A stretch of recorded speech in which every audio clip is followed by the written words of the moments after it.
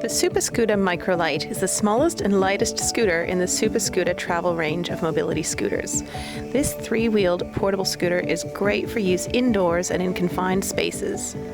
With a total weight of 18 kilos and the heaviest part of 11.9 kilos, this scooter is great for those who are looking for a lightweight, portable design.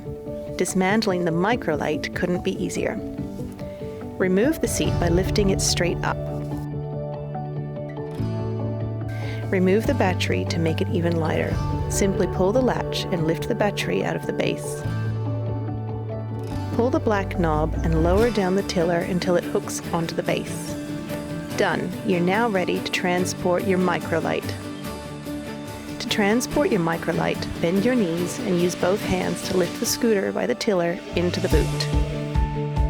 The MicroLite has unrivaled movability. With just 3 wheels, this scooter offers an extremely tight turning circle, perfect for fitting down narrow aisles at the shops or navigating obstacles in your home. The SupaScoota range comes with a reverse switch. This allows you to easily choose between forward or reverse, located conveniently under the ignition key. Thank you for watching this overview on the SupaScoota MicroLite.